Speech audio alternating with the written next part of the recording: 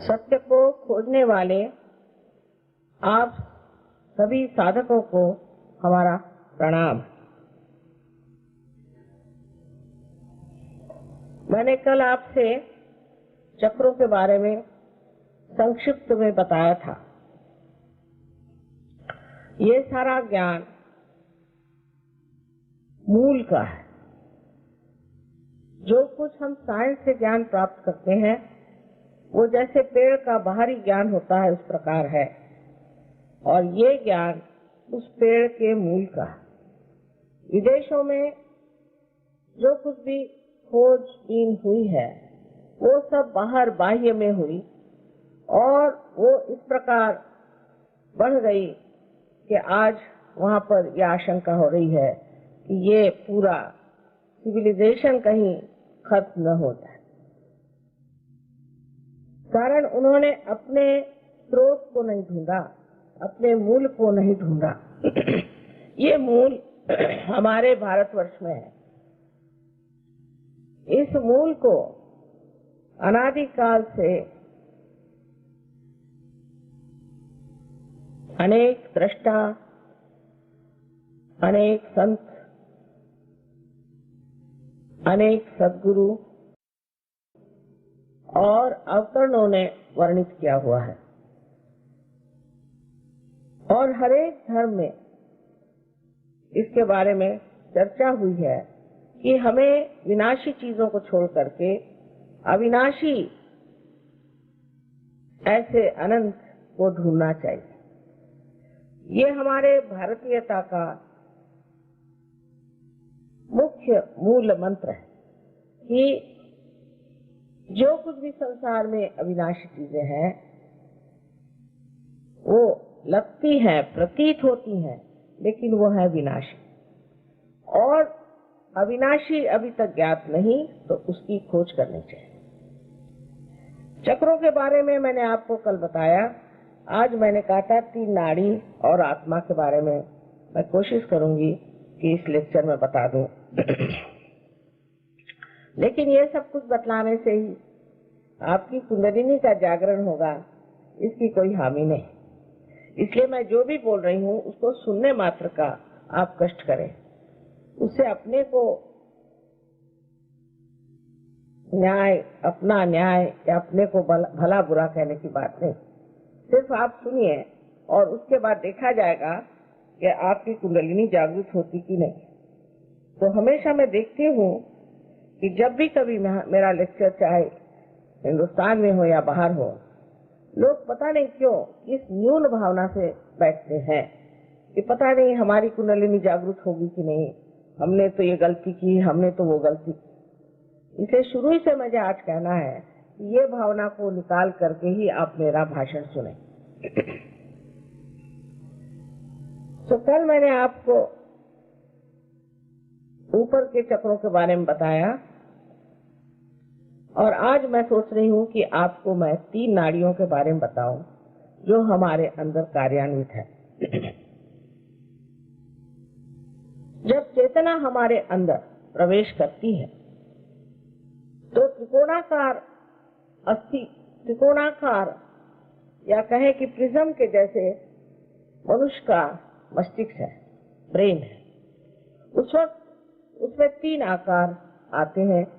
उसमें से एक तो सीधे ही पूरी की पूरी जैसी है वो हमारे अंदर घुस करके और त्रिकोणाकार अस्थि में बैठ जाती कुंडलिनी, और बाकी की 2 शक्तियां जो कि हमारे मस्तिष्क में 2 तरह की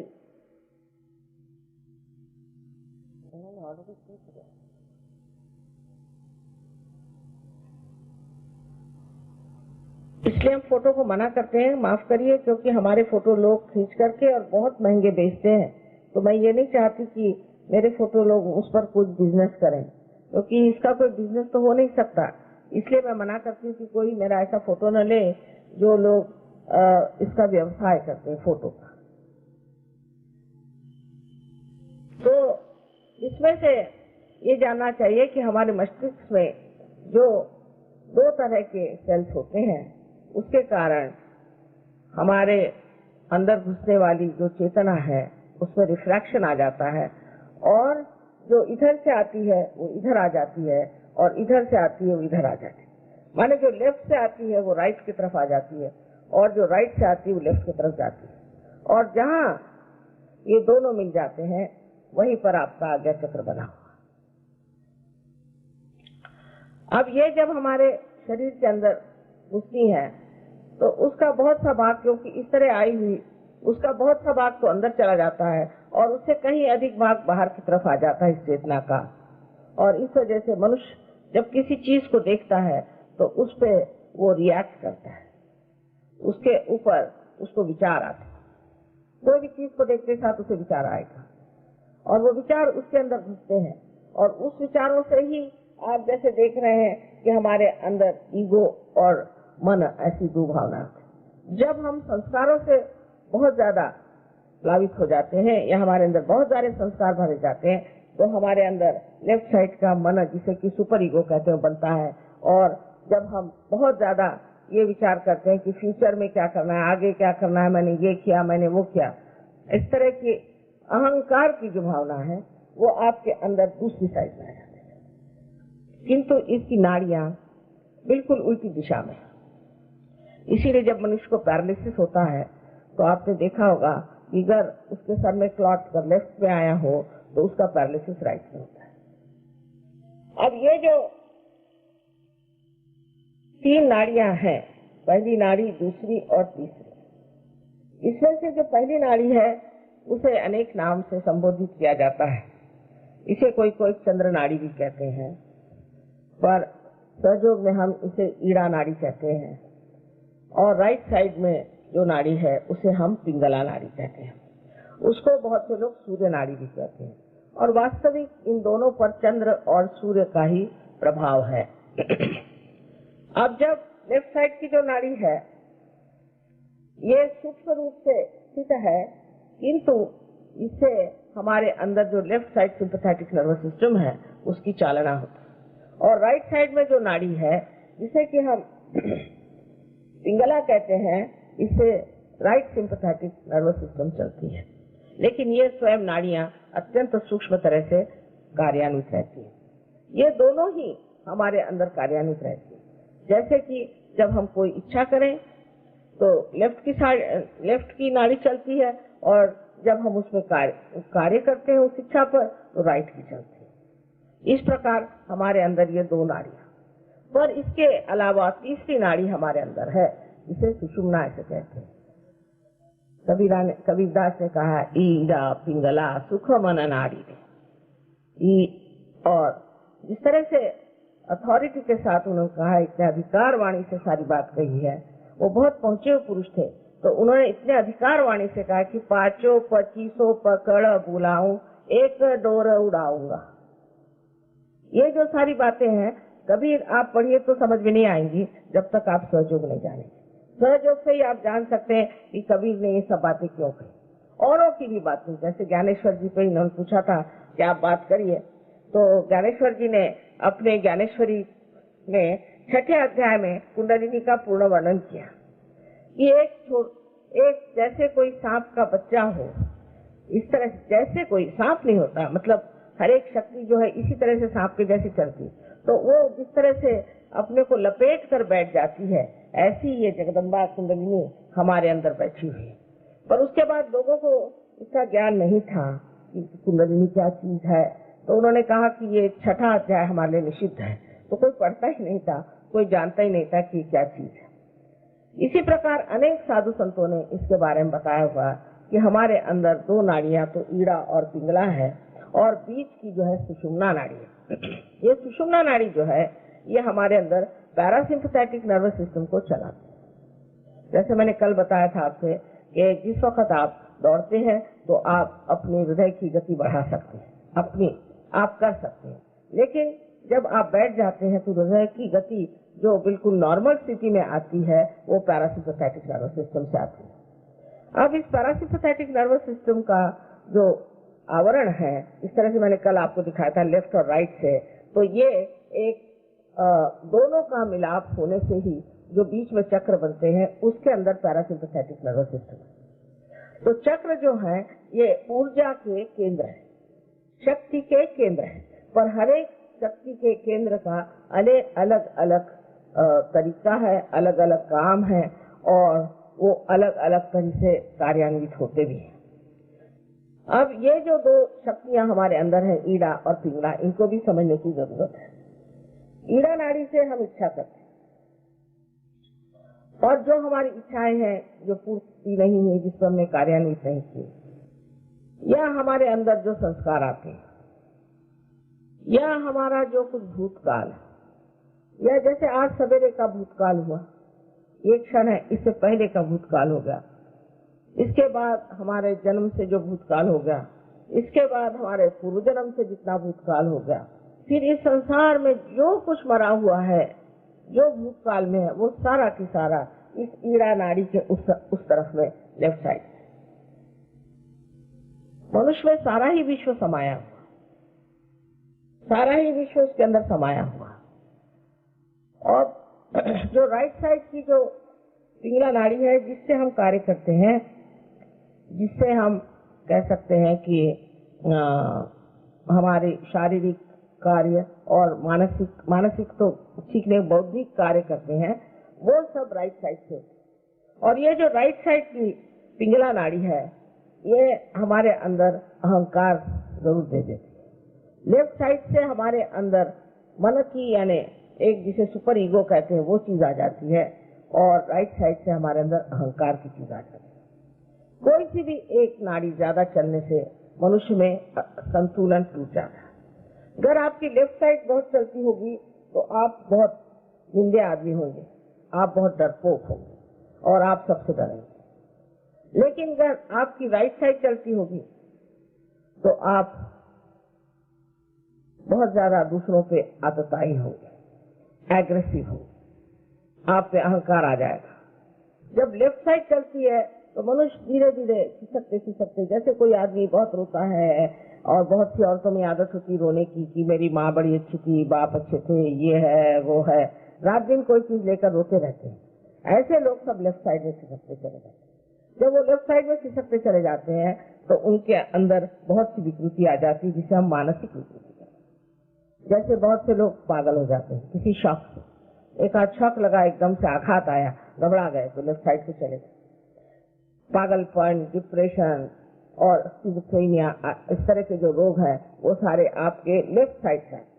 पर उसके अलावा ऐसे भी रोग हैं कि जो हम असाध्य रोग कहते हैं, वो भी लेफ्ट साइड के ही कारनामों से आते हैं, वो मैं बाद में आपको बताऊं। अब राइट साइड के जो है वो पिंगला नाड़ी, उसके अतिक्रमण से करने से, जैसे मैंने कल ही बताया था आपसे कि स्वादिष्टान चक्र से किस तरह से पर्स हो, किस तरह से अनेक रोग हो जाते हैं। जैसे लिवर आपको हो जाएगा, अस्थमा, हार्ट अटैक और blood cancer, diabetes, blood pressure, kidney trouble, constipation, इस प्रकार के अनेक रोग हो सकते हैं। इसके अलावा इससे पैरालिसिस भी हो सकता है। लेकिन लेफ्ट साइड से भी आप में रोग हो सकते हैं। जबकि लेफ्ट साइड आपके अंदर चलती है तो आप एक तरह से लिथार्जिक, माने आलसी, आपके सब ऑर्गन्स हो जाते हैं। उसके कारण होने वाले रोगों में अनेक से रोग हैं, जैसे एलर्जीज आ जाए आपके अंदर में, या आपके अंजाइना, कोई सी भी स्लगिशनेस जिसको कहते हैं, उससे ये रोग होते हैं। पर सबसे जो बुरी बात है तो लेफ्ट साइड में जाने से मनुष्य जो है उसमें कोई कर्तृत्व नहीं रह जाता और वो हमेशा दुनिया से डरते रहता है, भागते रहता है और वो बेकार हो जाता है। अब इसमें जो लेफ्ट साइड में जो चक्र है उसमें अपने चक्र की लेफ्ट साइड भी है और राइट साइड। इसमें से महत्वपूर्ण चक्र मैं तो सोचती हूँ कि लेफ्ट स्वादिष्ठान, जहाँ पर कि आपने अगर कोई अनधिकार चेष्टा की हो, यानी आप किसी गलत गुरु के सामने गए और उसके सामने चरण छूने के लिए झुक गए।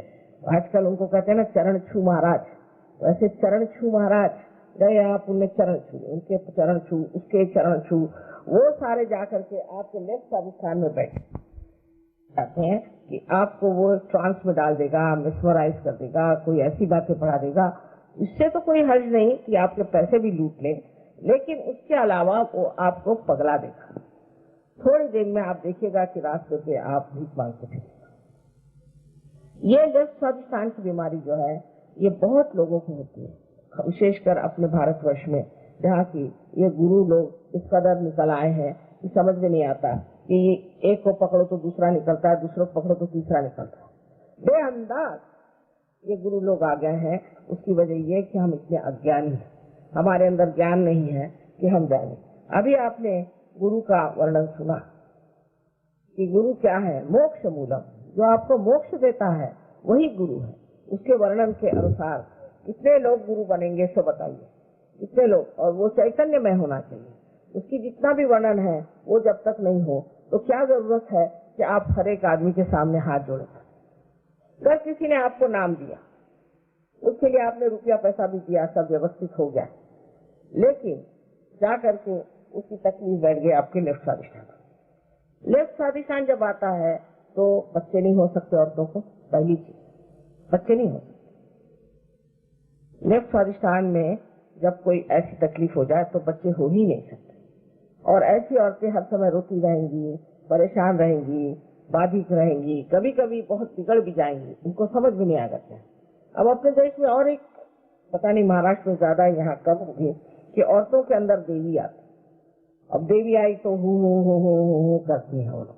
नौकरानियों के अंदर देवी आने के लिए देवी की भी कोई अकल होती है, उसको झेलना कोई आसान चीज है देवी की शक्ति को, कि वो नौकरानियों के अंदर आ जाती है। और ये नौकरानियों का जीवन आप देखिए तो वो बताती क्या है कि घोड़े का नंबर, भगवान को घोड़े के नंबर से क्या करना है।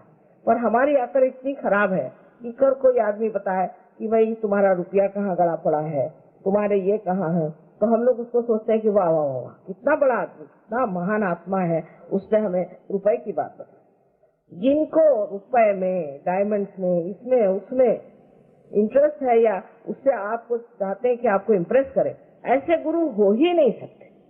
ये तो कुगुरु है। और गुरु एक होते हैं कि जो कुछ भी नहीं जानते हुए ऐसे ही बैठ जाते हैं, लेकिन ये तो कुगुरु है, दुष्ट गुरु। और कुछ कुछ तो ये राक्षस ही है कि जिस तरह से लोगों को बर्बाद किए जाते। आपको भी अपनी बुद्धि को इस्तेमाल करना चाहिए और सोचना चाहिए कि जो परमात्मा की बात करे, जो परमात्मा से मिला है, वही सदगुरु हो सकता है। अब ये लेफ्ट स्वादिष्टान की बात आपसे मैंने बताई, इसी तरह हर एक चक्र पे इसका असर आता है कि लेफ्ट नाभि पर जो है, लेफ्ट नाभि जो है ग्रह लक्ष्मी का स्थान, क्योंकि लक्ष्मी तत्व है, मैंने आपसे कहा था ये ग्रह लक्ष्मी का तत्व है। घर में अगर आपकी ग्रह लक्ष्मी है और आप उसको अच्छे से ट्रीट नहीं कर रहे हैं, खासकर उत्तर हिंदुस्तान में तो पता नहीं औरतों की इज्जत ही नहीं होती। फिर एक से एक जो निकलती है तो ऐसी कि उनको कोई संभाल नहीं सकता, फिर वो हो ही जाती है कमाल की। लेकिन जब तक दबती रहेंगी तो इतनी दबती है कि जैसे उनके अंदर कोई व्यक्तित्व ही नहीं है। ऐसे दो ही मैंने तरीके देखे, और ये पुरुषों की कृपा है कि वो समझ नहीं पाते कि स्त्री ये कितनी बड़ी चीज है, उसके अंदर शक्ति स्वयं प्रकाशित होती है, और उसके साथ इस तरह का व्यवहार करना इतनी गलत बात है। उससे बच्चे खराब जाते हैं, उससे आपके सारे घर की शांति खराब जाती है। और सबसे तो बड़ी बात यह है कि हमारे अंदर जब गृह लक्ष्मी का तत्व खराब हो जाता है तो कैंसर, जिसको ब्लड कैंसर कहते हैं, वो होने की आशंका होती है। क्योंकि स्त्री जो है वो आपका लय बांधती है। घर की स्त्री जो है, मतलब स्त्री भी वैसी होनी चाहिए। यत्र नारया पूजन्ते तत्र रमन्ते देवता। जहाँ पे स्त्री को पूजा जाता है वहाँ पर ही देवता रमन करते हैं, पर स्त्री भी पूजनीय होनी चाहिए। वो भी अगर पूजनीय नहीं हुई तो वो भी किस काम की? ऐसे पूजनीय स्त्री की बात सुनना और उसको अपने लय पे, जैसे उसकी लय है, जैसे आप खाना खाने बैठे तो पंखा जलती है, उसकी लय, उसका टाइम, इस वक्त आप खाना खाइए, इस वक्त आप बैठिए, इस वक्त आप सोइए। लेकिन आजकल के जमाने में लोग इस कदर अपने काम में मशगूल रहते हैं, उनको लगता है कि हमारा काम जो है उससे ही हम आज राजा बने। ये नहीं जानते कि गृह लक्ष्मी का भी आशीर्वाद इसमें है। और फिर जब वो इस तरह से भागते दौड़ते रहते, सब हेक्टिक लाइफ, उसी में ब्लड कैंसर की बीमारी है। और भी अनेक बीमारियां स्क्रीन की होती है कि समझ लीजिए ऐसी कोई स्त्री हो तो उसके बच्चे जब पैदा होते हैं तो उनका स्क्रीन ही काम नहीं करता, उनको हर बार ब्लड ट्रांसफ्यूजन देना पड़ता है। अनेक तरह की इसकी गुपित बातें हैं जो होती रहती हैं, जो आपके समझ में नहीं आती और डॉक्टरों के तो बिल्कुल समझ में नहीं आएगी, क्योंकि उनको गृह लक्ष्मी किस चीज से खाते हैं यही नहीं मानते। ये केव स्थान बहुत ही सुंदर है कि जो गृह लक्ष्मी का स्थान है और जहाँ गृह लक्ष्मी को माना चाहिए। लक्ष्मी के अष्ट लक्ष्मी करके उनके 8 रूप माने गए हैं, पर है तो अनेक, पर उसमें से अष्ट लक्ष्मी।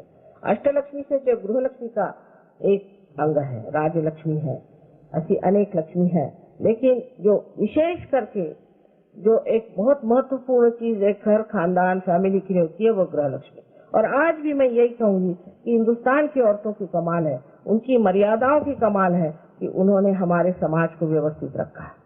नहीं तो आप बाहर जाकर के देखिए 10-10 हस्बैंड को डिवोर्स करती हैं और ऐसे ठिकाने से बच्चों को पहुंचा देती कि बच्चे सीधे जा करके कहीं अनाथालय में पड़ जाते। तो ये चीज हमारे यहाँ आप समझने की है कि हमें उस रास्ते पर नहीं जाना।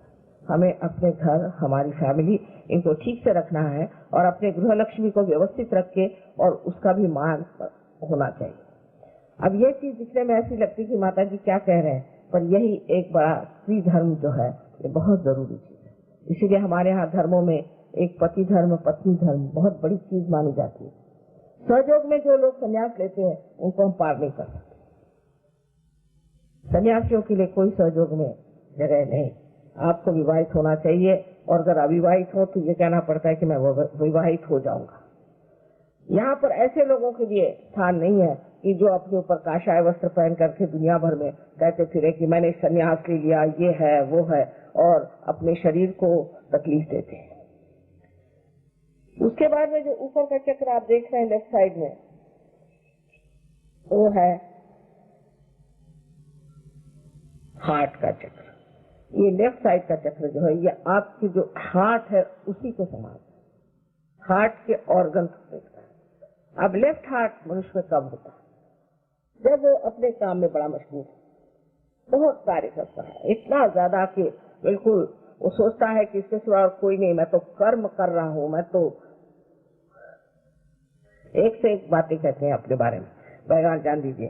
तो इस तरह की बातें वो कहते हैं कि पता नहीं कि इनके अगर नहीं काम करे तो जैसे आकाश ही पूरा नहीं चाहता। जैसे माने मैं तो इनको गोवर्धनधारी कहती हूँ कि सारे एक उंगली पे इन्होंने गोवर्धन पकड़ा हुआ।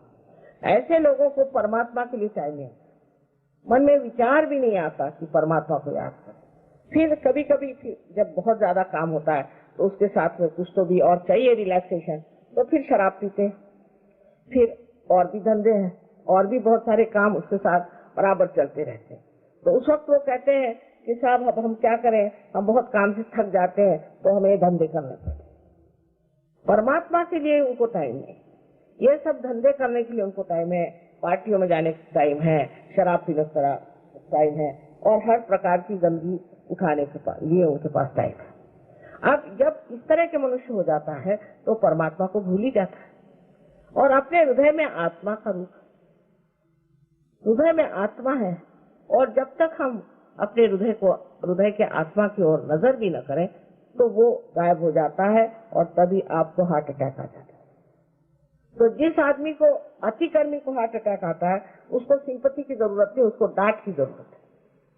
उसको ये कहना चाहिए कि आप काम करना कम करिए और थोड़ा परमात्मा में ध्यान करें, परमात्मा की ओर मुड़े। ये कि मुझे अब मैं बहुत काम कर रहा हूँ और मैंने ये किया वो किया है, आपने जैसा काम करके ये भारतवर्ष बना के रखा है उसके लिए नमस्कार।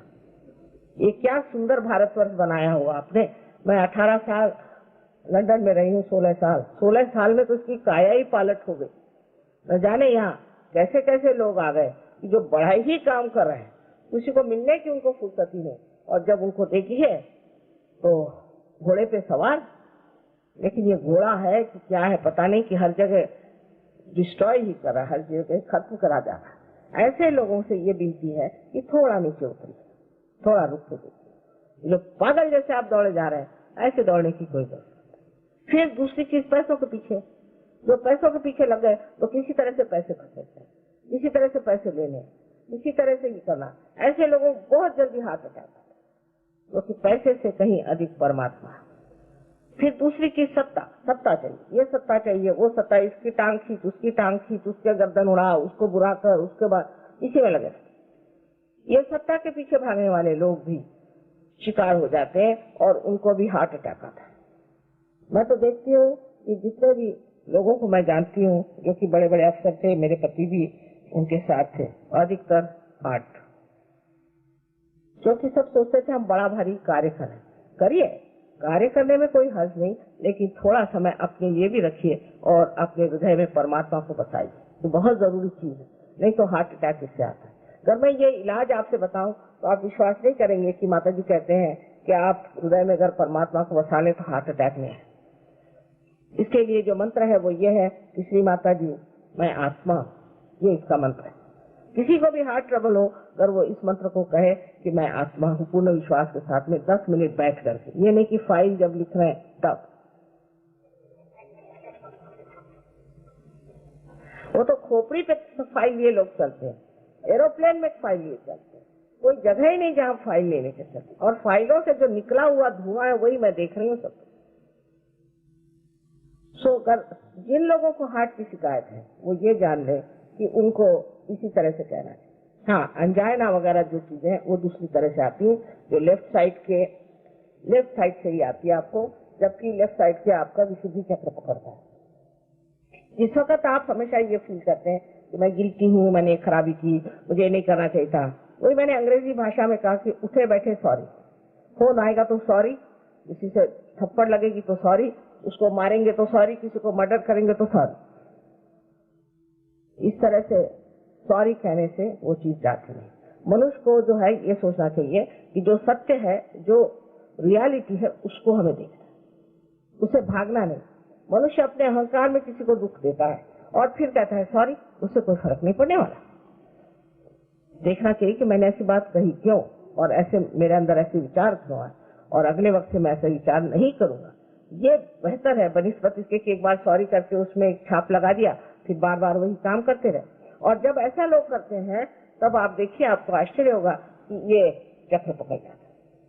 मैं गिल्टी हूँ, मैं गिल्टी हूँ, मैं गिल्टी हूँ, I am very sorry, I am very sorry, I am very sorry. उससे ये चक्र पकड़ता है, और ये चक्र पकड़ने से ही अनजाना जैसी बीमारियां हो जाती है, क्योंकि इस चक्र के पकड़ने से हृदय का जो प्रवाह है खून का, वो ब्रेन तक नहीं जाता, और इसलिए मनुष्य को ये बीमारियां इस तरह की हो जाती है, जिसमें कि उसका हार्ट लिथार्जिक हो जाता है और बढ़ते जाता है, बेचारा कोशिश करता है ढकेलने की, पर इस पकड़ की वजह से वो चढ़ नहीं पाता। उसके बाद जो उसके ऊपर का चक्र है आज्ञा, ये दोनों ही चक्रों में, दोनों ही नाड़ियों से संबंधित है। पीछे की तरफ ये आज्ञा यहाँ पर जाती है, यानी लेफ्ट साइड से आज्ञा पीछे आती है, और सामने जो आती है इसे हम लोग राइट आज्ञा कहते हैं, जो कि ये ईदा नाड़ी से यहाँ पर आती है। अब देखिए कि जब ये पीछे का चक्र पकड़ जाता है तो मनुष्य को अनेक तरह की तकलीफें होती है। पहले तो बचपन में ही उसको चश्मा लग जाता है, उम्र के साथ चश्मा लग जाए तो ठीक है, लेकिन बचपन में ही उसे चश्मा लग जाता है।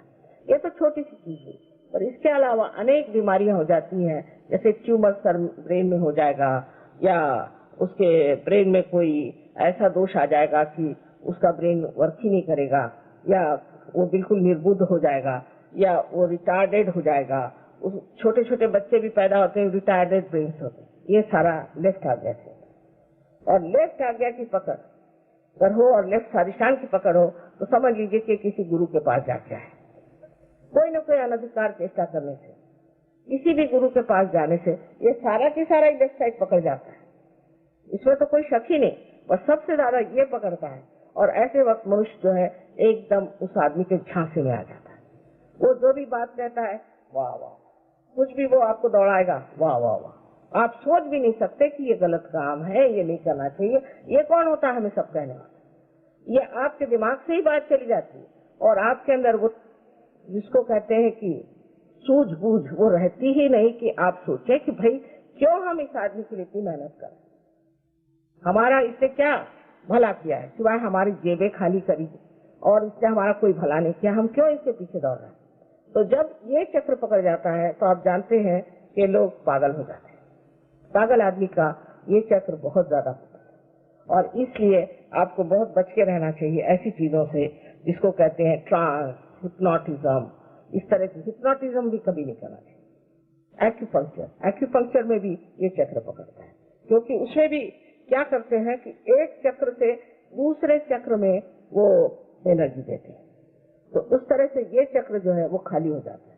इसकी जब एनर्जी खत्म हो जाती है तो आदमी उसके बाद बहुत पागल सा हो जाता है। इसलिए ये सब चीजों पे विचार करना चाहिए कि ये किस तरह से कार्यान्वित होती है, इसमें कैसे कार्य होता है। और इसलिए मैं आपके सामने आज सारा ही समझा कर बता रही हूँ कि इस तरह से मनुष्य किस तरह से उसमें पड़ जाता है। अब उससे आगे आप जाइए तो देखिए कि ये चीज मुड़ करके आज्ञा चक्र से इधर चली जाती है, इस तरफ में। तो ये आपके संस्कार, जो मनुष्य बिल्कुल ही पागल है, बिल्कुल पागल है, उसका ये हिस्सा बिल्कुल पकड़ जाता है। पर ये हिस्सा और भी चीजों से पकड़ा जाता है। जैसे कि कुछ लोग हैं, उनको बस हाथ धोने का झक, अब बैठे हाथ धो रहे हैं, जब तक 65 मरतबा हाथ नहीं धोंगे उनको लगता ही नहीं कि उनके हाथ साफ। वो ये है कि वो बाल ही नोचे रह रहे हैं, बैठे बैठे इनके बाल नोच, उनके बाल नोच, उनके बाल नोच। ऐसे भी लोग आपने देखे होंगे। ये सब पागलपन की आदतें जो है, ये पहले तो आदत शुरू होती है लेफ्ट साइड से और वो जाकर के बैठ जाते हैं।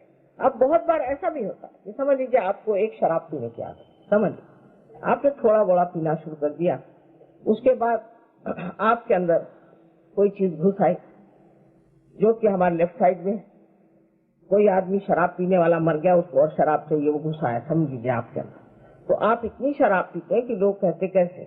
हम एक बार क्यूबा की एक लेडी आई थी, इतनी सी थी उम्र, इतनी सी थी, और उम्र उसकी कुछ नहीं। उसका हस्बैंड कह रहा था कि माता जी ये तो एक बॉटल नीट पी जाती है विस्की की। मैंने कहा ये कैसे पीती पता नहीं, मुझे तो उसको खुशबू से ही चक्कर आने लग जाता है। तो उसके अंदर कोई तो भी ऐसी चीज थी, उसने कहा मेरे अंदर एक निग्रो है वो पीता है, यानी होता है ऐसा। तब वो आदमी इसी तरह से पी करके मर जाता है। क्योंकि और क्या होना है, एक आदमी की जगह अगर 10 आदमी शराब पिए तो वो किस तरह से लीवर बर्दाश्त कर सकता है। इसलिए उस रास्ते जाना ही क्यों जहाँ हमें रहना नहीं है, जहाँ हमें पहुंचना नहीं। अब ये हुई बात आपके लेफ्ट साइड की। अब राइट साइड की बात मैंने थोड़ी सी आपसे बताई कि जब आदमी अतिकर्मी होता है तो उसे क्या क्या तकलीफ होती है। राइट साइड में भी आप देखिए कि मनुष्य अब राइट स्वादिष्ठान पकड़ता है। राइट स्वादिष्ठान उसका पकड़ता है जो कि म्यूजिशियंस है, जो कि आर्टिस्ट है। अब वो लगे आपके पीछे में, पहले तो उन्होंने कुछ बनाना सीखा, उसका जब कुछ नहीं मिला तो लाइनें बनानी शुरू कर दी, फिर कुछ है तो उसके ऊपर में रंग मारना शुरू कर दिया, फिर भी नहीं कुछ जमा तो लंदन में तो ऐसे भी लोग हैं कि जमीन पे सारा रंग फैला देते हैं और उस पर लोड़ते हैं और कहते हैं ये आर्ट हो गया, इतना बड़ा आर्ट है, और लोग पैसा भी देते हैं, उस चीज का पैसा भी देते हैं। किसी भी चीज से कुछ भी पागलपन की चीज करना और हर समय नई चीज करना, ये तो खासकर वेस्ट का आप जानते हैं कि एक बीमारी है कि हर एक चीज में नई चीज करना। अब मुझे एक था वहां पर अम्बासडर थे मेक्सिको के, मेरे पड़ोस में बैठे थे, तो मुझसे कहने लगे कि आपको फ्राइड से क्या तकलीफ है। मैंने कहा तकलीफ क्या, उसने तो सारी दुनिया का सत्यानाश कर दिया। तो कहने आप यूं को मानते हैं और यूं तो ऐसा है, जरा ट्रेडिशनल है और ट्रेडिशनल बातें करता है, ये इसने तो कोई नई चीज हमें दी फ्राइड जिससे आज सत्यानाश हुआ उनका। मैंने कहा ठीक है, ये टेबल पर हम बैठे हैं, ये तो रोज ही हम खाना खाते हैं, लेकिन टेबल कभी खाया नहीं, नई चीजें खाइए इसे। तो वहाँ ये बीमारी थी, ये नई चीज करनी, हर रोज कोई नई चीज निकाले और लोग उसमें बड़े खुश होते हैं। और इसी वजह से वहाँ पर फैशन वगैरह चल पड़ते हैं कि आज एक आदमी ने बेवकूफी का कुछ फैशन निकाला, उन्होंने अब बीच में फैशन निकाला कि बाल सब रंगाइए, इधर से काटिए, इधर से बीच में तुर्रे बनाए, तो सब ये फैंसी जाते और सारे लोग यहाँ तक कि ऑफिस में जाते। फिर वो जीन जैसी चीज चल पड़ी तो वही सब लोग पहने।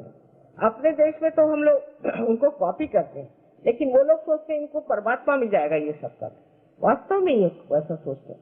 फिर उन्होंने और कोई चीज बता दी किसी ने, रोज नई नई चीजें निकलती रहती, फैशन का भी ऐसे। आज यहाँ तक का ब्लाउज, फिर यहाँ तक का ब्लाउज, यहाँ तक का ब्लाउज, फिर ब्लाउज ही गायब हो जाता है। इस तरह की बेवकूफी की चीजें वो सिखाते रहते हैं और आप उसमें आ जाते हैं। ये जितने एंटरप्रीनियर्स हैं ये बड़े होशियार होते हैं, इसका फैशन फिर वो किसी के नाम से भी निकाल सकते हैं। जैसे नाम क्या ले इन लोगों का, लेकिन एक किसी का नाम लगा दिया, अब वो नाम साहब बड़ा नाम हो गया, उसमें कुछ हो चाहे नहीं हो, वही खूब नाम हो। वहां पर ऐसी ऐसी चीजें उन लोगों ने चला रखी है कि मुझे बड़ा आश्चर्य होता है, लोग ऐसे बेवकूफ क्यों बनते हैं। किसी ने कोई नाम चला दिया होगा, फिर उसने बस वो नाम चलाया, एडवर्टाइज कर दिया, ये कर दिया, वो कर दिया। ये सब चीजें राइट साइड है कि हम किसी भी एडवर्टीजमेंट को देखे, अब तो ये पहनेंगे। औरतों का तो बुरा हाल रहता है, पर आदमी भी कुछ कम, क्योंकि आज तो फैशन में नहीं, ये कैसे पहने, तो सब साड़ियां गई, फिर दूसरी खरीदो, ये फैशन में आ गई, तो अब ये पहनो, वो भी बेकार हो जाएगी। तो फैशन जो चीज है वो बड़ी राइट साइड एक चीज है, उसमें आदमी में एक अहंकार है कि मैं आज ये पहन रहा हूँ, मैं आज वो पहन रहा हूँ। इस तरह के अपना टाइम बर्बाद करने का, अपने सारे जीवन का कोई अर्थ न रखने का एक ये तरीका। एक तरीका है कि हम अपने जीवन के बारे में कोई भी महत्व नहीं रखते, पूरी समय बेकार चीजों में अपना जीवन बिताते हैं, और उससे एक ही होता है कि बीमारियां। अब ये टाइट पैंट शुरू हुई तो सबको बीमारी हो गई पैरों की, तो अब ढीली पैंट शुरू कर दी, इतनी ढीली कि उसके अंदर सब हवा जाती है। लंदन जैसी जगह तो इतनी ठंड है, वहां सब फिर दूसरी आर्थराइटिस शुरू होगा। और काहे को ये सब करने भाई, जो सहूलियत की चीज है एक बार पता हो गई उसे पहनिए और करिए, वो नहीं है हर रोज चीज बदलते रहना, क्योंकि उनकी मशीनें चलनी चाहिए, मशीन में नई चीजें आनी चाहिए, इस तरह से मशीन की गुलामी आनी चाहिए। पर मुझे उसमें भी हर्ज नहीं, पर उससे आपकी तंदुरुस्ती खराब जाती। सबसे बड़ी बात है कि आपकी तंदुरुस्ती से खराब जाती है, तंदुरुस्ती नहीं आपकी बुद्धि भी, क्योंकि पूरी समय आप यही देखते रहते हैं कि अरे मैंने तो आज फैशनेबल चीज पहनी नहीं, सब लोग मुझे हंसेंगे। ऐसे आदमी में एक कॉम्प्लेक्स आ जाता है कि मैं कोई स्मार्ट नहीं लग रहा हूँ। फिर आपने कल पूछा था डिप्रेशन आता है, क्योंकि आप बहुत इंप्रेशन मारते हैं सब पे, तो डिप्रेशन आता ही। और यही बात है कि आपको इंप्रेशन मारने की क्या जरूरत है, आप जो है अपनी शान में खड़े होइए। आपको क्या जरूरत है कि आप इन लोगों से कपड़े खरीद करके और ये फालतू की ऊपरी चीजों से दूसरों पे शान झाड़े। हिंदुस्तानियों को शोभा नहीं दी। गांधी जी देखिए क्या कपड़े पहनते, दुबले पतले, बिल्कुल हड्डियां थी, लेकिन वो क्या उनकी शोभा थी। कहीं खड़े हो जाए तो लोग एकदम ऐसे चुप हो जाए जैसे कोई शेर खड़ा हो। हमारे देश की जो विशेषता है वो ये कि बाह्य चीजों में इतना ज्यादा दिमाग नहीं लगाते, बाह्य चीजों में इतना ज्यादा अपना समय पैसा नहीं बर्बाद करते। कोई विशेष महान विशाल चीज हो उसका तरफ ध्यान देना। और यही मैं बार बार कहूंगी कि हमारे भारतीय संस्कृति की ओर आप लोग नजर करें। हम इस देश योग भूमि के ऊपर बैठे हुए हैं, उसी से हम प्लावित हैं, उसी ने हमको पाला है, पोसा है, बड़ा किया है। ये विलायत के जो हम लोग को शौक पड़े हैं, ये क्या वो विलायत वाले हमें कुछ देने वाले हैं?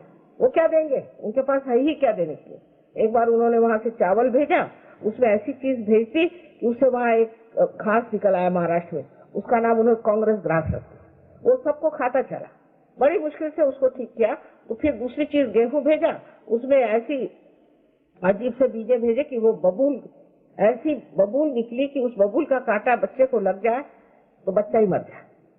ये लोग क्या देंगे? इनके पास देने की ताकत भी नहीं और दिल भी नहीं। हम लोगों को जो है उनको देना है, और हमको एक ठोस चीज देनी है हमारे अंदर। और ठोस चीज ये कि हम जो है, हमारे लिए अहमियत, हमारे लिए इम्पोर्टेंट चीज वो है, ये हमारी शख्सियत, हमारा व्यक्तित्व, जो कि हमारा अंदर से खिला हुआ प्रकाशित, जो कि इस देश के हमारा ये एक बड़ा भारी वरदान है। ये हमारे देश का हमारे लिए धरोहर है, हमारा हेरिटेज है, जिसमें हम उठ सकते हैं और सारी दुनिया कल हमारे चरण छुएगी कि कहेगी कि वाह, ये है ना, सारे ऐसे ऐसे लोग खड़े हो गए। लेकिन उधर ध्यान नहीं। इसमें तो आश्चर्य की बात यह है कि जिनके बारे में बता रही हूँ वो परदेश के लोग हिंदुस्तानियों से कहीं अधिक जल्दी सहयोगी बन जाते और पक्के सहयोगी बनते। उनकी शक्लें आप देखें तो आप पहचान नहीं पाए। ये भी एक अजीब दुनिया, जिस देश में सब कुछ इतना बड़ा है, इतना धन पड़ा हुआ है, इतनी चीज है, वो तो उस देश को नहीं समझते और बाहर वालों को बहुत समझ के उनके पीछे दौड़ते हैं। और वो है कि वो सोचते हैं ये देश है कि क्या है।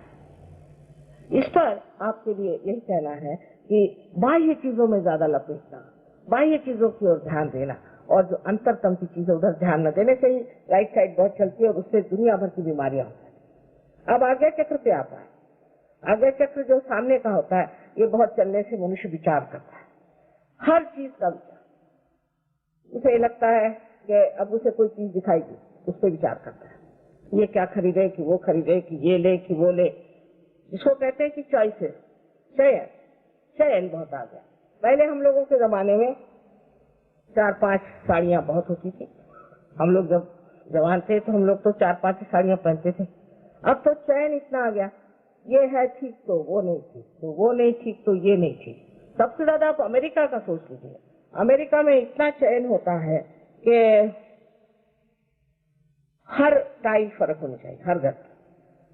एक मोटर में बैठे तो पहले पूछ लीजिए कि इसका दरवाजा कैसे खुलता है। न जाने कैसा हर एक मोटर का दरवाजा अलग तरह से खुलेगा। कहीं आप फंस गए तो निकल नहीं सकते। उनसे पूछिए कि बाथरूम जा रहे हैं तो नल का कैसे खुलता है।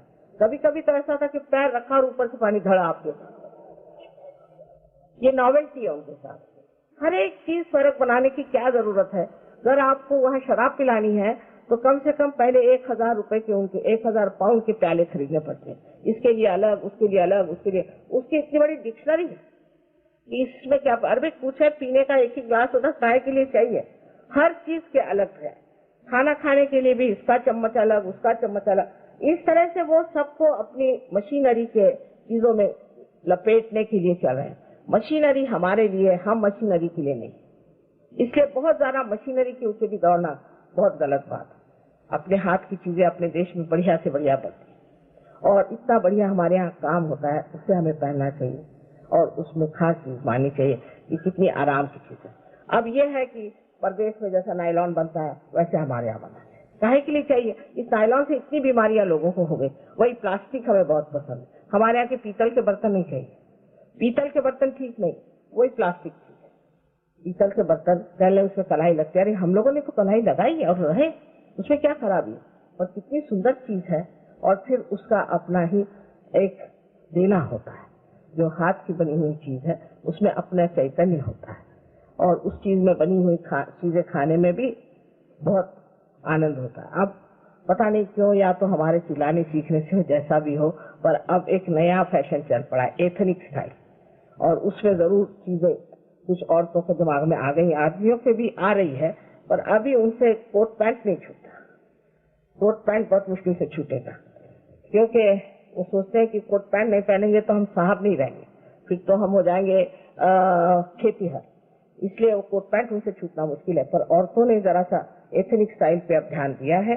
ये बड़ी खुशी की बात है कि हमारे भारतवर्ष के इतने कारीगर लोग अपने हाथ से काम करते हैं और उनके हाथ का काम फिर से हम उसको उजाला दें, उसको हम संभालें।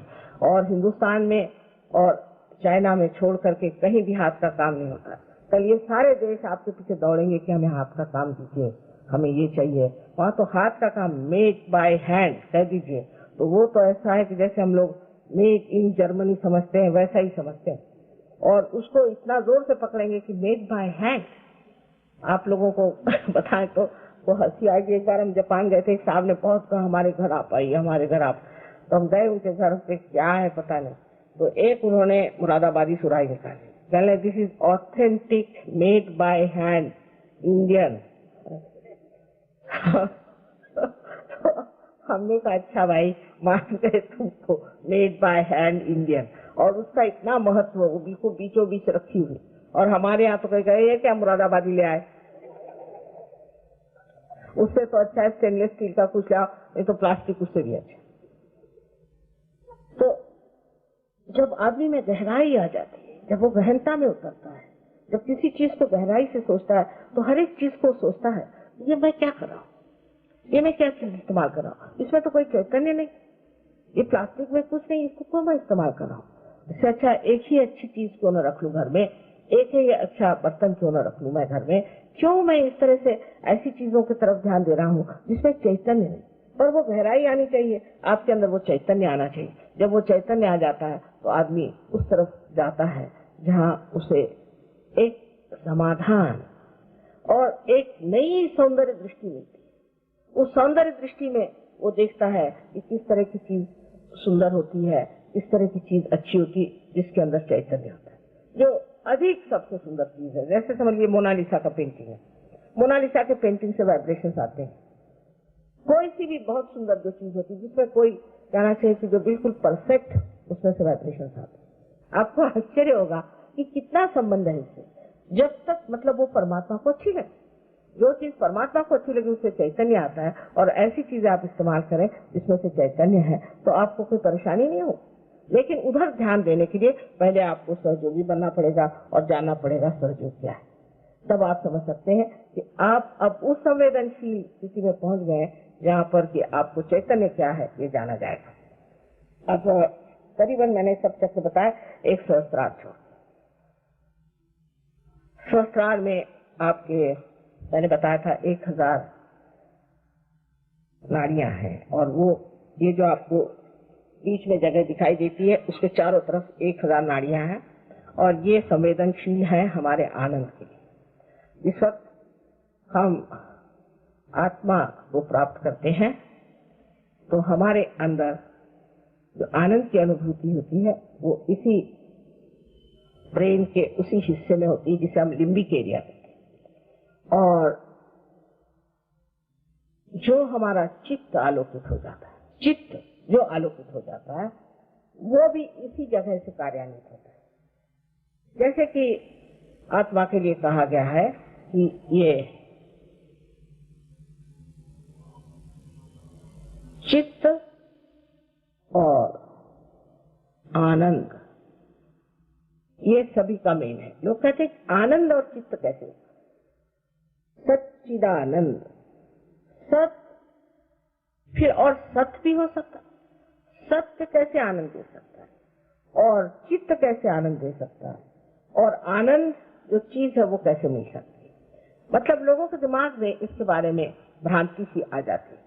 अब सच्चित आनंद की जो बात है आत्मा की तो ऐसी है कि जब आपकी ये लिम्बिक एरिया जागरूक हो जाती है तो आप सत्य को जानते हैं, क्योंकि आपके हाथ से चैतन्य बहने लग जाता है। फिर आप किसी की और भी ऐसा हाथ करेंगे तो आप जान जाएंगे कि इस हाथ उंगली में पकड़ आ रही, इस उंगली में पकड़ आ रही, क्या इसकी तकलीफें हैं, कौन सी इसकी श्रेणी है, ये आदमी अच्छा है कि बुरा है, ये आप उस चैतन्य से जान जाए।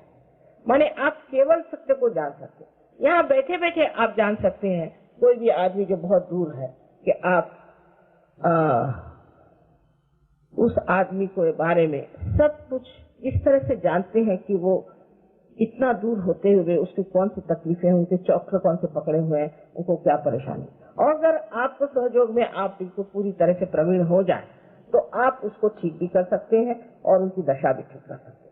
ये तो लिम्बिक एरिया में ही ये कार्य होता है जहाँ आप केवल सत्य को जानते हैं। मतलब ये कि जब आपका चित्त किसी भी इंसान की तरफ जाता है, किसी भी इंसान की तरफ जाता है तो आप उसके बारे में जान सकते हैं, पहली बात।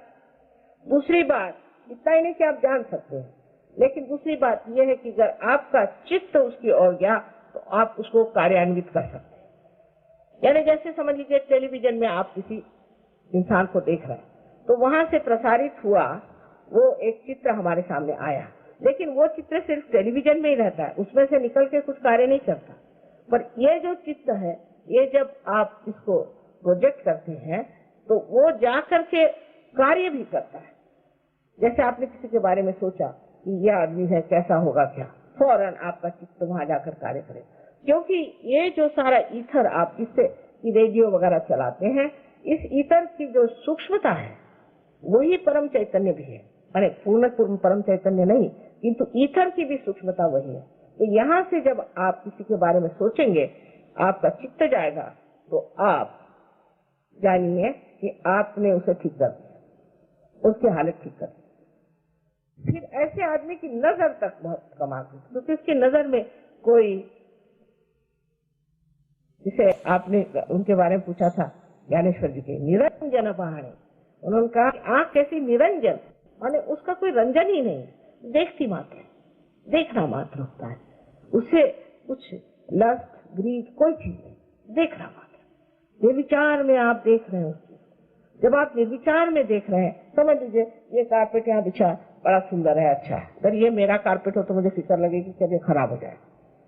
अगर आपका कारपेट है तो आप परेशान होंगे कि ये इनका कारपेट है। पर समझ लीजिए अगर ऐसी दशा है कि मैं सिर्फ इसको देखना, निरंजन देखना करूं, इस कारपेट को सिर्फ देखती ही रहूं और कोई विचार ना आए, तो इसको बनाने वाले का जो आनंद है पूरा मेरे ऊपर से गंगा जी जैसे बहना शुरू होता है। आप मानिए होता है। आपने कल देखा कि आपके हाथ में ठंडी ठंडी हवा आ गई, आपके सर से भी ठंडी हवा निकली। तो ये चीज होने की होती है और ये घटित होती है। पर इसके लिए सुषुम्ना नाड़ी जो है बीज की, इसके अंदर से ही ये कार्य होता है। सुषुम्ना नाड़ी जो है इसके ही अंदर ये 3.5 इसमें से लपेटा हुआ, जैसे कागज को आप 3.5 इसमें लपेट दे, इस तरह की चीज है।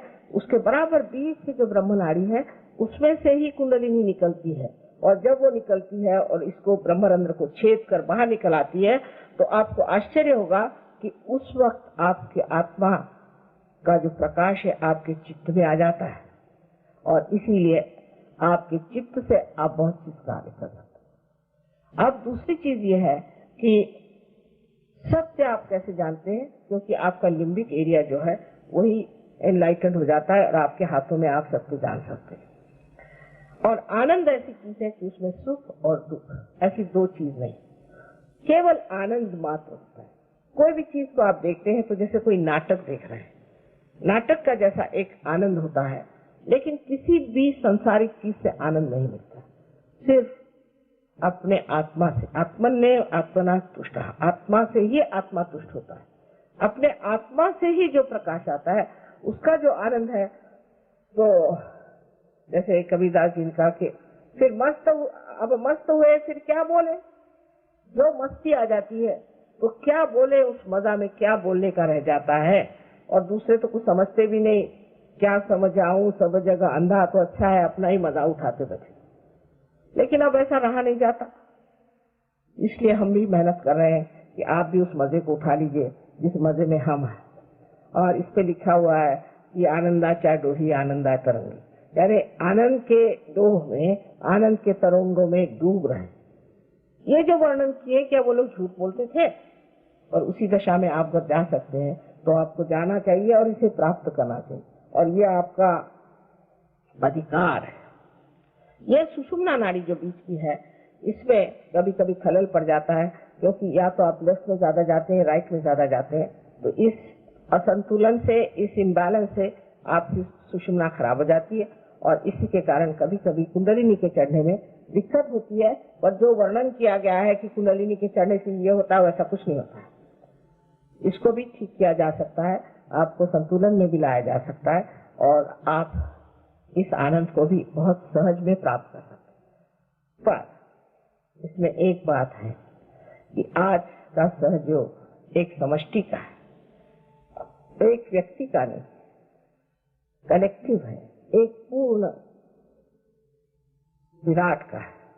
उसका अंग प्रत्यंग आपको होना चाहिए। घर आप चाहे मैं अपने घर में फोटो रख के पूजा करता हूँ, मैं फलाना, उससे कुछ फायदा नहीं होने वाला। कल फिर कोई ना कोई बीमारी हो जाएगी, कल कोई ना कोई विपदा आ जाएगी, तकलीफ हो जाएगी। इसलिए आपको कलेक्टिव में आना चाहिए।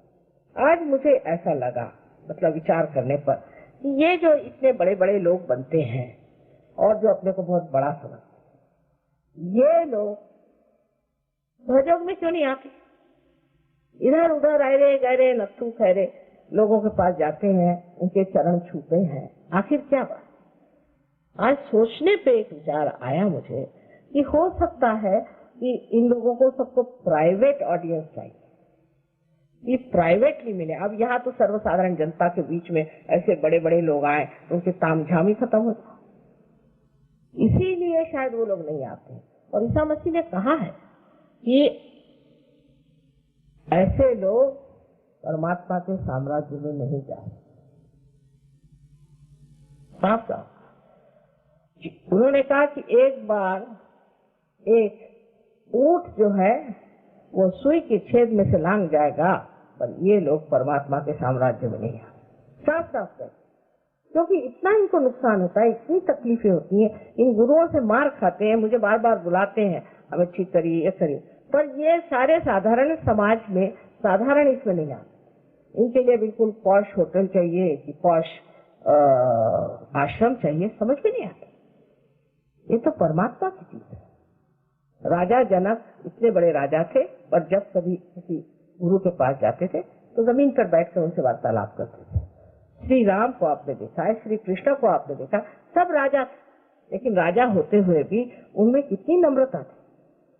पहले जमाने में हमने यहाँ भी देखा कि बहुत से लोग बड़े नम्र थे। बहुत बड़े बड़े लोग जो हमारे पास आए हमेशा जमीन पर बैठकर बात करते थे कि आप संत हैं, हम आपके सामने नहीं बैठे। पर आजकल के लोगों को मुझे लगता है इसका बड़ा घमंड है कि हम बहुत बड़े आदमी और हम कैसे ऐसे समाज में जाएं जहाँ की लोग सर्वसामान्य। इन सामान्यों में से ये असामान्य निकलने वाला है, इन्हीं में असामान्य है और यही लोग इसको पाने वाले हैं, और बाकी जो है उनकी हमें तलाश ही नहीं। तो इसलिए आपसे कहना है कि आप ये सोचिए कि आप ही कोई असामान्य चीज है, उसे प्राप्त करें और इस आनंद में हमेशा के लिए डूबते रहें। परमात्मा आप सबको आशीर्वाद दें। अब आज कल के जैसे ही हम फिर से एक बार सहयोग का प्रयोग करें। जो लोग बाहर खड़े हैं वो भी अंदर आके बैठ जाएं, अच्छा रहेगा। थोड़ी देर के लिए आप लोग सब अंदर ही बैठ जाएं।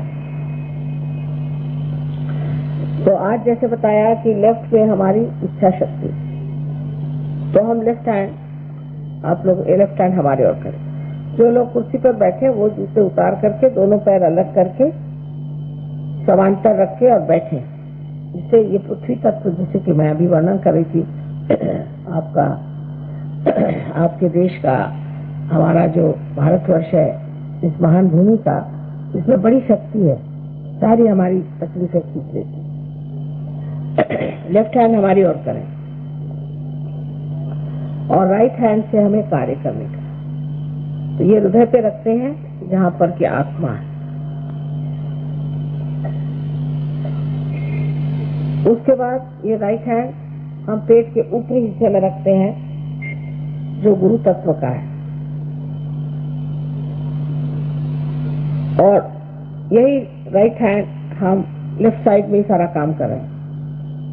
पेट के निचले हिस्से में रखते हैं जो शुद्ध विद्या का है। शुद्ध विद्या वो है जो हमारे नस नस में समाती है और जिससे हम सत्य को जानते हैं, और प्रभु के जो कुछ कायदे कानून है वो हमारे हाथ से बरते जाते हैं।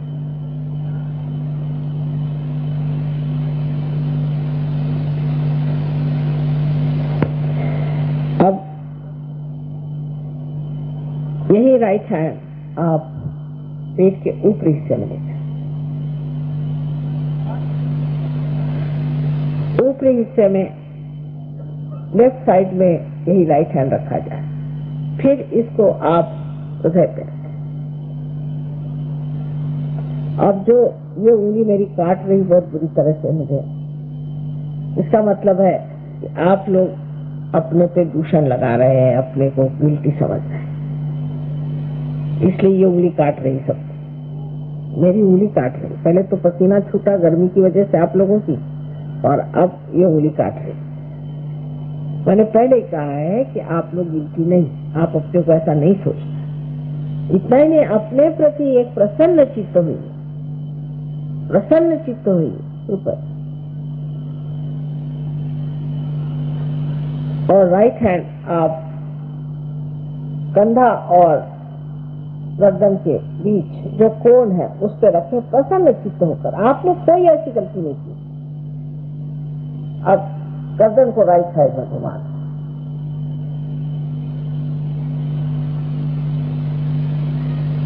अब इसके बाद ये राइट हैंड आप अपने माथे पर ऐसा आड़ा रखें,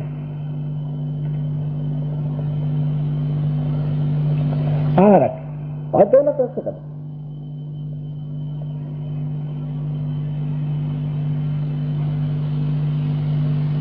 ये चक्र सबको माफ करने का है। इसके बाद ये राइट हैंड सबके यहाँ पिछले हिस्से में, यहाँ पर, बहुत पीछे नहीं, यहाँ पर रखें और सर को ऊपर उठा करके ऊपर की ओर इस हाथ पर फेर लें। ये आज्ञा चक्र का पिछला हिस्सा मैंने जो भी बताया था। इसके बाद ये सहस्त्रार है हमारा, इस हथेली को तान लें, उंगलियां पीछे की तरफ। इसका जो बीच का हिस्सा है इसे सर जरा झुका करके तालू पर आप रखें और उसे घुमाएं और इसे दबा कर घुमाएं।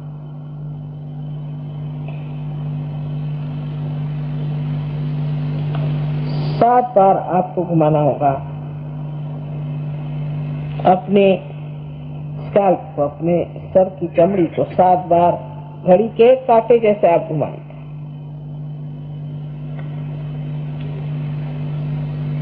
हो गया। इतनी सी छोटी सी चीज है।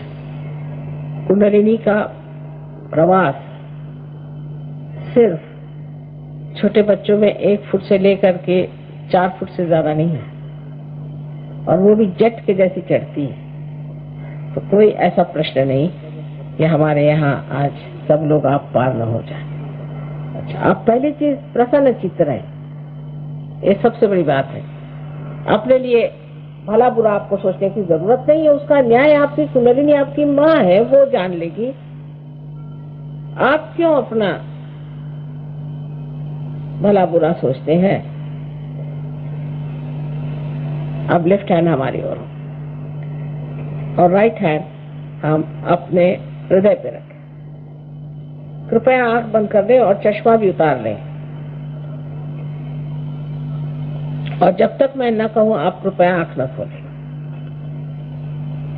अब राइट हैंड हृदय पे रख के लेफ्ट हैंड हमारी ओर करके आप एक प्रश्न हमसे करें,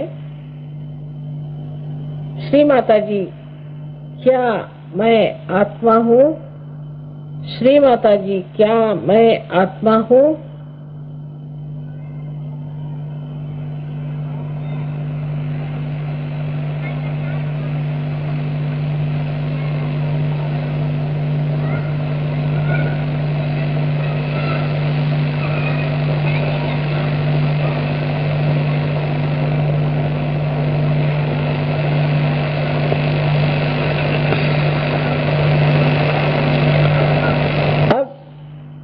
ये सवाल 3 बार पूछने के बाद आपको जानना चाहिए कि अगर आप आत्मा हैं तो आप अपने स्वयं के गुरु भी हैं, क्योंकि आत्मा ही प्रकाश देता है।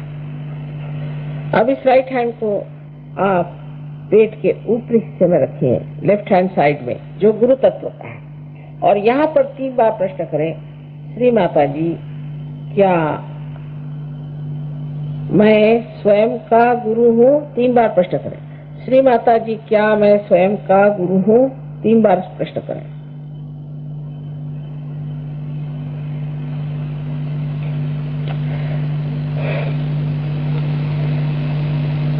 अब अपना राइट हैंड पेट के निचले हिस्से में लेफ्ट साइड में आप रुपया रखें। अब यहाँ पर मैं आपके ऊपर शुद्ध विद्या लाद नहीं सकती, यह आपको अपनी स्वतंत्रता में मांगना होगा।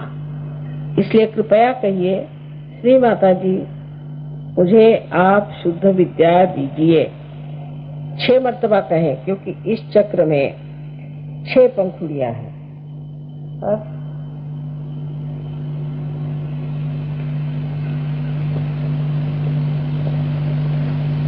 इसलिए आप क्या पेट पकड़ो, लाइट लाइट लाइट लाइट पकड़ो। 6 बार गई।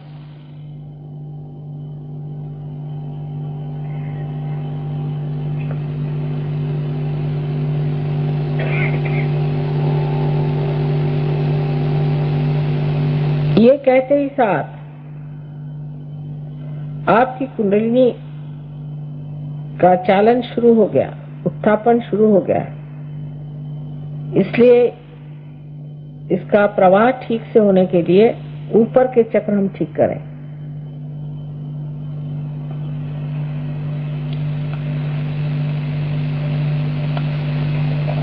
पेट के ऊपरी हिस्से में लेफ्ट हैंड साइड पर गुरु तत्व पे हम अपना राइट हैंड रखें और लेफ्ट हैंड हमारे ओर करके, और इस चक्र को पूरी तरह से मदद करने के लिए आप पूर्ण आत्मविश्वास के साथ 10 मर्तबा कहें,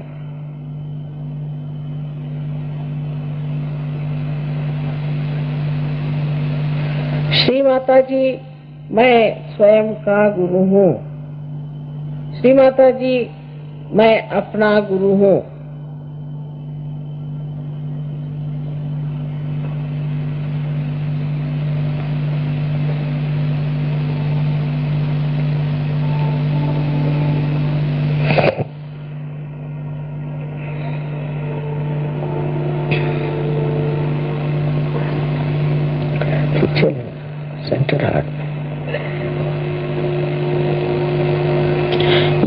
बार कहिए, क्योंकि हमारे अंदर 10 गुरु तत्व हैं।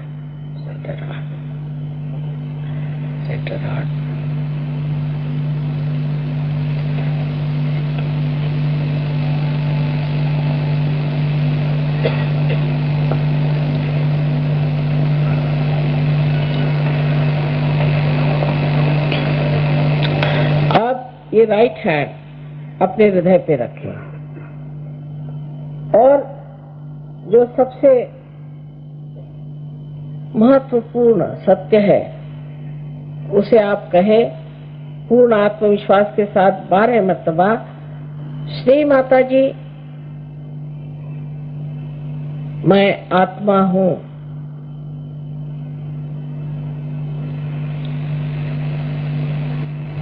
श्री माता जी मैं आत्मा हूँ।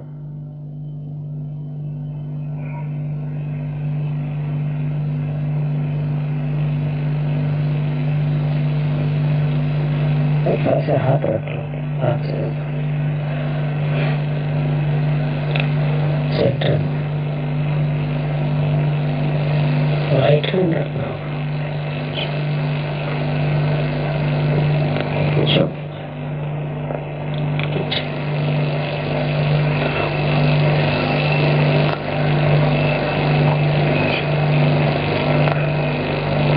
अब ये राइट हैंड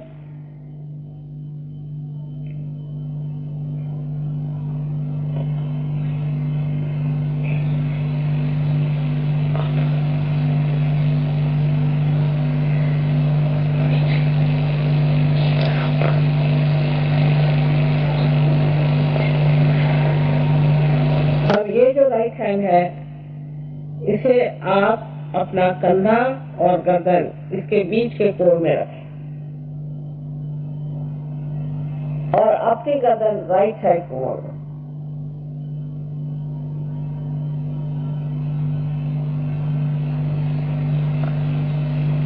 आप जानते हैं कि ये चक्र अपने को दोषी समझने से होता है,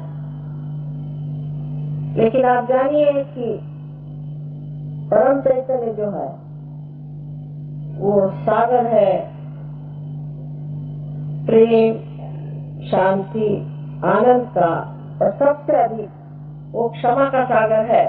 इसलिए आप कोई ऐसी गलती नहीं कर सकती जो क्षमा नहीं कर सकती। इसलिए आप 16 मर्तबा कहिए, श्री माता जी मैं दोषी नहीं हूँ।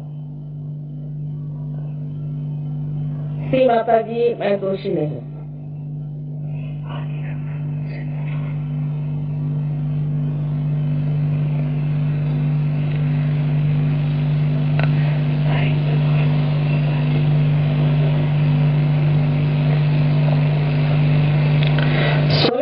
कहिए पूर्ण आत्मविश्वास के साथ।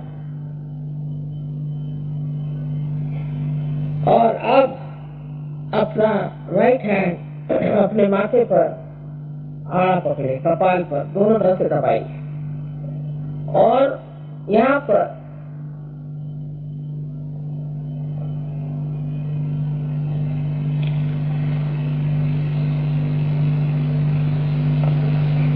आपको ये कहना है कि श्री माता जी मैंने सबको एक साथ क्षमा कर दी। कोई कहेगा कि ये कहना बहुत मुश्किल है, क्षमा करना उससे भी मुश्किल है, लेकिन आप क्षमा करें या न करें आप कुछ नहीं करते और ये भ्रम है। लेकिन आप क्षमा नहीं करते हैं तो आप गलत हाथों में खेलते हैं। इसलिए आप सबको एक साथ क्षमा करें, पूर्ण हृदय से करें, कितने बार की बात नहीं। अब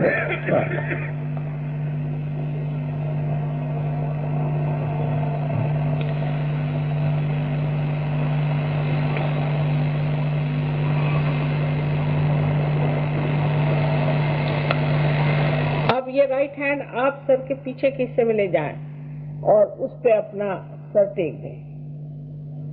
यहाँ पर आप अपने समाधान के लिए अपने दोषों को न गिनते हुए कह सकते हैं कि हे परम चैतन्य, हमने अगर कोई गलती की तो हमें क्षमा करना।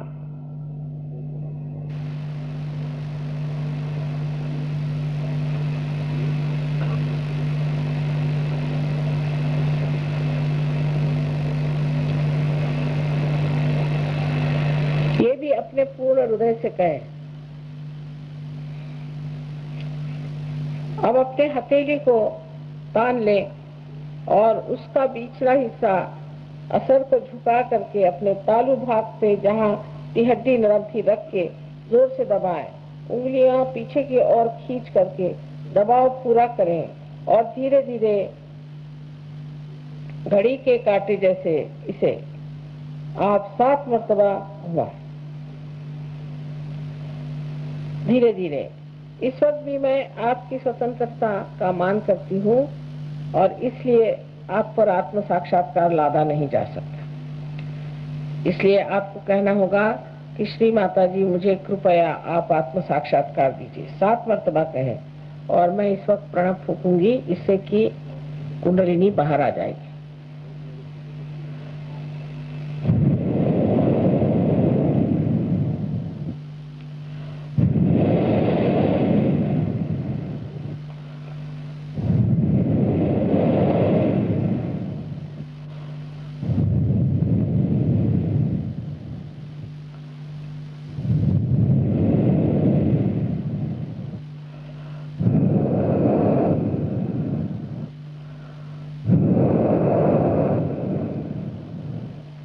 अब आप अपना हाथ नीचे लें और धीरे धीरे आंखें खोलें और दोनों हाथ मेरी ओर करें। अब राइट हैंड मेरी ओर करके आप सर झुकाएं और देखें कि आपके सर से कुछ ठंडी हवा आ रही है।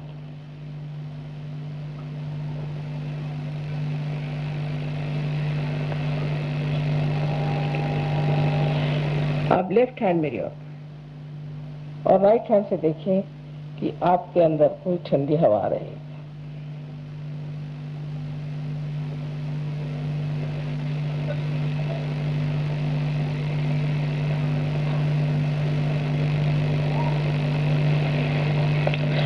अब राइट हैंड मेरे ओर फिर से एक बार फिर से सर झुका के देखें कि आपके सर से कोई ठंडी ठंडी हवा आ रही है। किसी किसी के बहुत दूर तक आती है।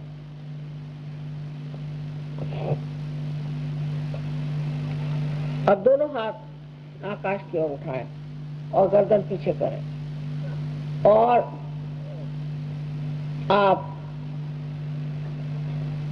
एक प्रश्न पूछे कि श्री माता जी, क्या ये परम चैतन्य है? श्री माता जी, क्या यही परमात्मा की प्रेम की शक्ति है? ये प्रश्न 3 बार करें।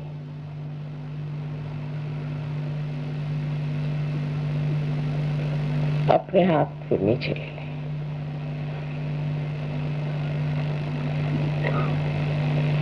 नीचे हाथ ले लीजिए। अब जिन लोगों के हाथ में, दोनों हाथ में या सर से ठंडी हवा आई हो, ऐसे सब लोग दोनों हाथ ऊपर करें।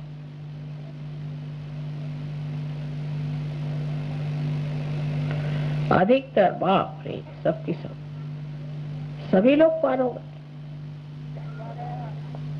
आपको सबको अनंत आशीर्वाद है। आप सब पार हो गए, संत हो गए हैं, लेकिन अभी अंकुरित हुआ है।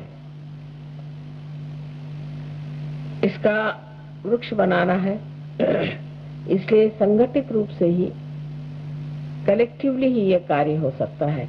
ये जान लेना चाहिए और अपना सब अहंकार, आलस्य छोड़ करके कृपया आप सब लोग जहाँ जहाँ प्रोग्राम होते हैं अपने अपने सेंटर्स पे जा करके अपनी वृद्धि करा लें।